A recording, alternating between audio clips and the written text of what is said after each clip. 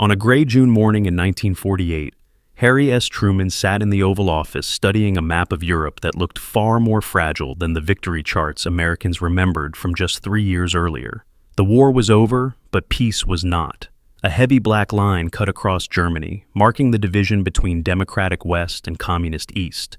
And at the heart of that division lay a city that refused to fit into anyone's plans: Berlin. A city flattened by bombs, split into sectors, and positioned 100 miles inside the Soviet zone. A city that now depended entirely on supply routes controlled by Joseph Stalin. For months, Stalin had tightened the pressure. New checkpoints, delays, rail cars held without explanation. Shipments stopped, started, and stopped again.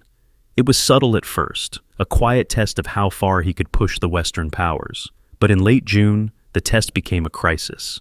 Every road, every rail line, every canal leading into West Berlin was suddenly sealed. Overnight, 2 million civilians and thousands of Allied personnel were cut off. No coal, no food, no medicine, no way out. Before we continue, tell me in the comments where you're watching from. And if you want more true Cold War and WWW2 stories, be sure to like this video and subscribe so you don't miss the next one. To many observers, it looked like checkmate. Stalin had the geography, the territory, and the advantage. Berlin was deep inside his zone, and Truman's authority extended only as far as supply lines could reach. If the West abandoned the city, it would send a clear message. Soviet pressure worked. The Iron Curtain could move as far as Stalin dared to push it. But resisting meant risking a direct clash between two nuclear-age superpowers, still nursing the wounds of the last war. In Washington, officials debated every possibility. Some urged negotiation. Others argued that holding Berlin at any cost was essential to preserving credibility in Europe. A few whispered the unthinkable: use force to reopen the roads. But the Pentagon warned that a single firefight could spiral into another global conflict. All eyes turned to Truman, the same man many had underestimated when he had first stepped into the presidency after Franklin Roosevelt's sudden death. Now he faced a choice with consequences that stretched far beyond Germany. And then, in a move that would surprise allies and adversaries alike, Truman made his decision. No threats, no troops, no retreat. Instead, he approved a plan that seemed almost impossible, supplying an entire city by air. The Western powers would fly everything: coal, flour, milk, medicine, over Soviet territory, around the clock, for as long as it took. It was a gamble without precedent. Never before had an entire metropolis depended on aircraft for survival. But Truman believed that if the West yielded once, the pressure would never stop. Before we go on, tell me where you were watching from, and subscribe for more true stories from the early Cold War. Truman's resolve did not come out of nowhere. He had lived through the slow collapse of diplomacy in the 1930s, watched aggressors chip away at borders while democracies debated the cost of intervention. Munich had loomed over every major decision he made as president. In his view, abandoning Berlin would not prevent a confrontation. It would simply postpone a larger one. And so the airlift began, not with fanfare, but with a quiet stream of cargo planes rising from runways in West Germany, turning east toward a city now surrounded by Soviet control. At first, even the planners doubted they could make it work. The numbers looked unforgiving. Berlin needed at least 4,500 tons of supplies every day: coal for power plants, flour for bakeries, medicine for hospitals. A C-54 transport plane could carry only a fraction of that. To meet the city's needs, planes would have to land every few minutes, day and night, in any weather. Pilots would have to navigate narrow air corridors agreed upon at the end of the war, corridors Stalin could not legally close without provoking a direct confrontation. As the first flights touched down, Berliners gathered along the fences of Tempelhof Airport, watching the silver planes descend one after another. Some had spent the war sheltering from the very bombers that now carried their survival. Now they waved, cheered, and held signs in English thanking the crews. American pilots, many of them veterans, remembered the sight for the rest of their lives. The children near the runway seemed impossibly thin, wrapped in coats too large for their shoulders, but their faces lit up at the sound of engines. Soon, the airlift grew into a massive operation. British, American, French, and even Australian crews joined the effort. Mechanics worked through the night to keep aircraft flying. At the height of the lift, landings occurred every 30 seconds. It was an astonishing display of coordination and determination, carried out in full view of the world. Inside the White House, Truman followed the reports closely. He refused to consider withdrawal. He authorized more aircraft, more crews, more logistics support. He rejected suggestions to bargain with Stalin over the future of Berlin. If the Soviets wanted to challenge the airlift, they would have to do so openly, in a way that left no doubt about who had escalated the conflict. Truman believed Stalin would not take that risk. And he was right. The Soviet leadership was baffled. They had expected the West to fold within days. The blockade was meant to be a pressure tactic, not an invitation to build the most ambitious humanitarian air operation in history. Soviet newspapers mocked the effort, predicting that the airlift would collapse under its own weight. But as weeks turned into months, it became clear that Truman's decision had caught them off guard. Still, the crisis was far from over. Winter came early to Berlin in 1948. Icy winds swept across runways. Snow piled on the wings of waiting aircraft. Fog rolled through the valleys, blinding pilots and forcing cancellations. Crews worked in bitter cold, loading coal by hand, wrestling with frozen cables, improvising repairs. Accidents claimed lives, but the airlift did not stop. For Berliners, life took on a strange rhythm. They rationed every ounce of electricity. They cooked sparingly, often by candlelight. Children did homework in hallways when apartments went dark. But every day they listened for the engines, the steady promise that the outside world had not forgotten them. Truman understood that beyond the logistics, the airlift carried a larger message. If the United States and its allies abandoned Berlin, Europe would doubt their commitment to resisting further expansion. But if they held firm, the Iron Curtain would have a limit. Stalin could blockade roads, but he could not blockade the sky without risking war. Meanwhile, in Moscow, frustration grew. The blockade had unified the Western powers rather than dividing them. It pushed the United States, Britain, and France closer together and accelerated discussions that would soon lead to the creation of NATO. What was meant as a quiet show of strength had instead become a global embarrassment. Soviet diplomats searched for ways to save face without escalating the crisis. Back in Washington, advisors continued to warn Truman about the risks. A single miscalculation, a Soviet fighter straying into an air corridor, an American plane drifting off course, could ignite a confrontation neither side wanted. But Truman believed that backing down would trigger even greater dangers. Once again, the ghost of the late 1930s hovered over every decision. Appeasement, in his mind, had never prevented war. It had merely delayed it until the cost was far higher. Throughout the crisis, Truman maintained a calm public posture. There were no dramatic speeches, no sweeping declarations. He chose steadiness over spectacle, signaling to both allies and adversaries that the airlift was not a temporary stunt, but a long-term commitment. Behind the scenes, he kept close contact with military planners, monitored supply figures, and pushed for efficiency improvements. Every ton delivered was a statement. By early 1949, something remarkable had happened.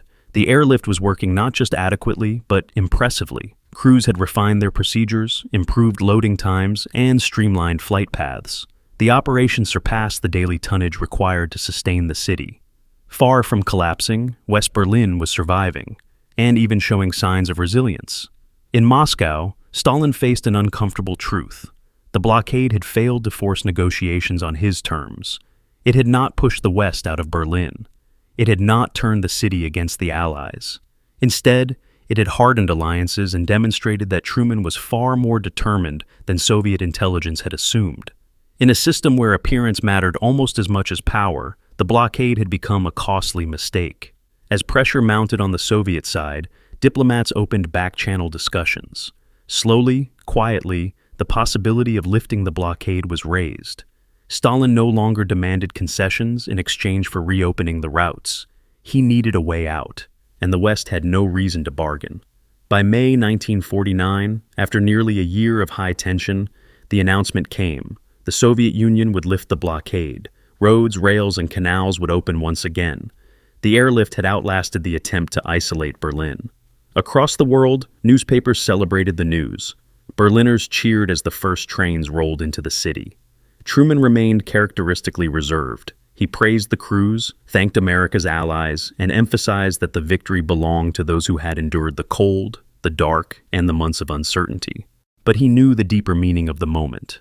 The airlift had drawn a clear line in the early Cold War. It showed that the West would not back away from its commitments in Europe, even when confronted with isolation, intimidation, or hardship. It demonstrated that Stalin could be challenged without triggering global conflict, and it solidified Truman's reputation as a leader who would not be bullied by geography or threats. But the end of the blockade was not the end of the story. The airlift continued for several months as insurance, ensuring Berlin had ample reserves in case tensions rose again. The lessons learned shaped NATO planning, influenced early Cold War strategy, and strengthened the resolve of those who believed the United States had a critical role in maintaining stability in Europe. For Truman, the crisis was a validation of conviction over fear, endurance over impulsiveness, and collaboration over confrontation. And for Stalin, it was the moment he realized that the man he once regarded as an accidental president was willing to stand firm, even when the stakes were sky high and the odds seemed impossible. On the surface, the Berlin blockade looked like a logistical crisis. Trains halted, trucks stopped at checkpoints, barges forced to turn around. But to Truman's senior advisors, the deeper threat wasn't the blockade itself. It was the fear that the Western allies might lose their nerve. If they gave in, if they let Stalin close the only road into Berlin without consequences, the entire continent might start to assume that the United States was not willing to defend the post-war order it had just built. The Marshall Plan, the rebuilding of Western Europe, the line drawn only a year earlier between free and unfree societies, all of it risked becoming hollow in a matter of weeks.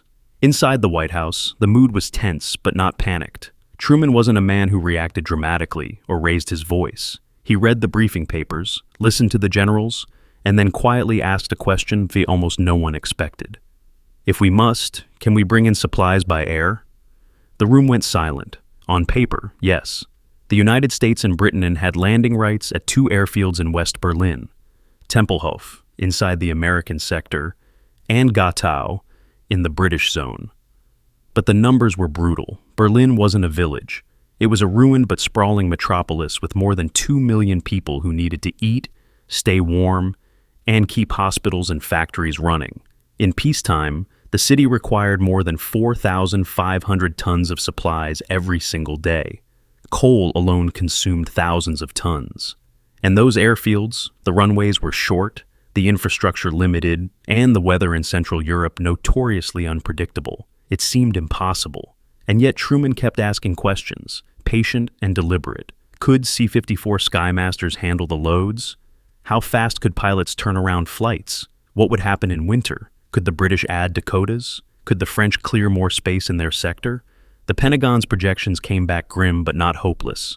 The airlift, if built on a massive scale, might keep West Berlin alive, barely, but only if it began immediately, only if planes flew around the clock, and only if Truman accepted a level of risk no one had ever taken in peacetime.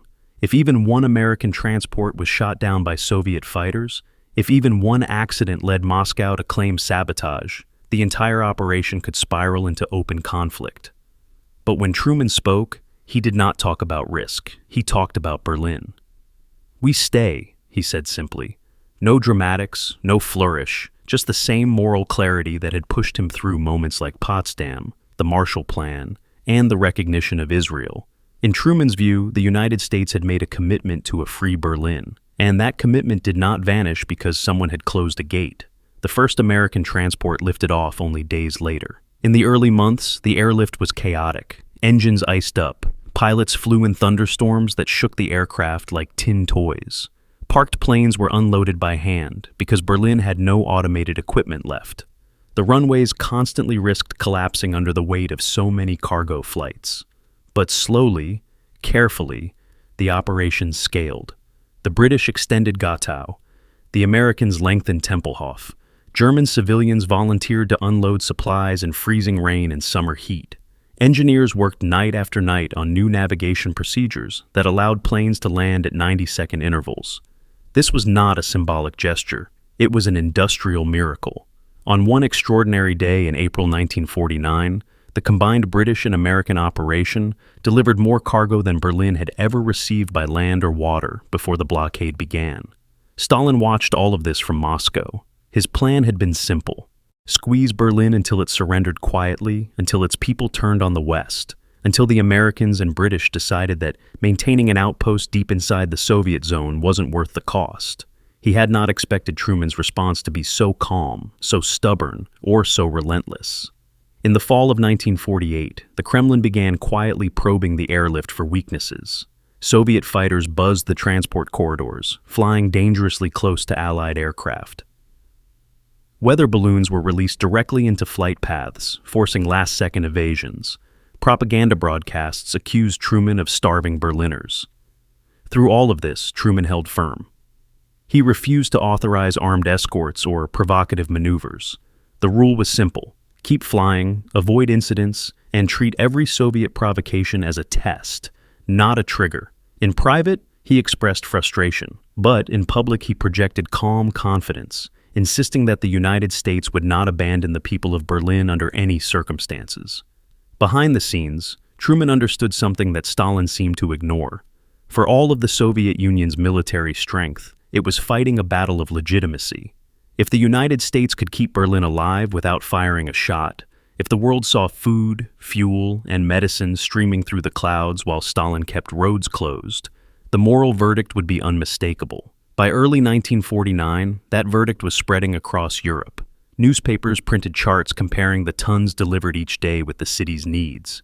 Crowds gathered on rooftops to watch the planes descend through low clouds. Children waved makeshift American flags as pilots dropped candy bars attached to tiny parachutes. And while these gestures didn't change the numbers, they changed the narrative.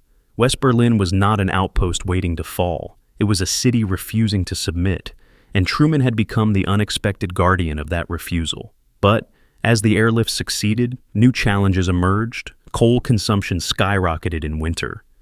The fatigue on pilots reached dangerous levels.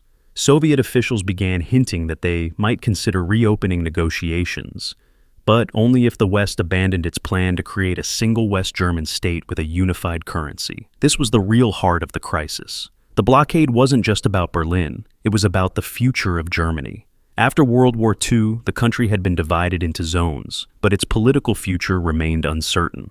Truman and his advisors believed Germany needed economic recovery and political stability to prevent another descent into extremism. Stalin believed a divided, weakened Germany was essential for Soviet security.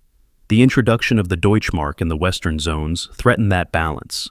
A strong, economically revived West Germany could pull the rest of Europe toward the United States.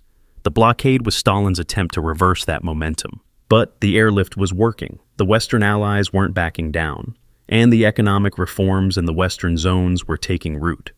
By the spring of 1949, Stalin's leverage was evaporating.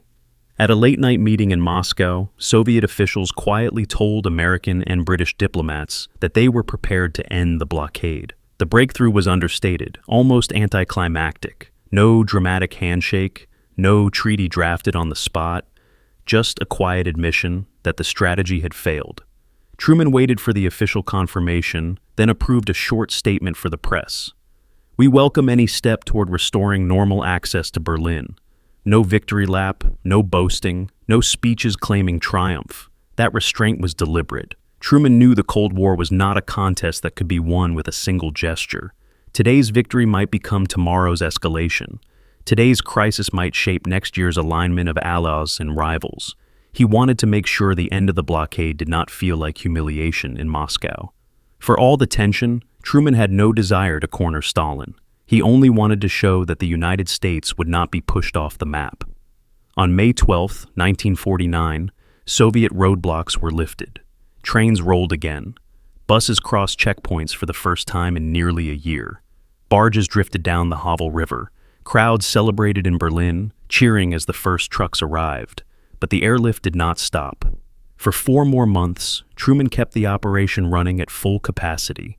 It was a signal to Berlin. The United States had made a promise, and that promise would be honored until the city had enough reserves to withstand any future crisis. Only in late September did the airlift gradually wind down. By then, the world had drawn its own conclusions. The Berlin blockade had been Stalin's attempt to force the West out of Berlin. Instead, it became the moment when Truman proved he would not yield. It was a turning point that marked the birth of two German states, the beginning of NATO, and the solidification of Western unity. Most of all, it was a test of will, and Truman had matched Stalin with something the Soviet leader had not expected: quiet, persistent resolve. In the decades that followed, foreign policy journals would debate the logic of containment, the structure of American commitments, the morality of nuclear deterrence, and the boundaries of presidential power. But the Berlin Airlift always stood apart. It was a moment when the United States used planes, not bombs, food, not force, patience, not provocation. A moment when the world saw that the Cold War would not be defined solely by confrontation, but also by the refusal to abandon those living on the front line of that confrontation. And the architect of that moment was a man no one had expected to become a giant of the early Cold War, Harry Truman, the former haberdasher from Missouri. He had taken office with almost no preparation, carried the weight of decisions that reshaped the world, and now, through one bold choice, had shown Stalin that the West was not for sale, not for intimidation, and certainly not for surrender. So, now I want to hear from you. If you had been in Truman's chair in 1948, would you have authorized the airlift? Would you have responded with the same calm resolve, or taken a different path altogether? Tell me your thoughts in the comments below. And if you want more turning point stories from the years between World War II and the early Cold War, don't forget to like the video and subscribe so you never miss the next video.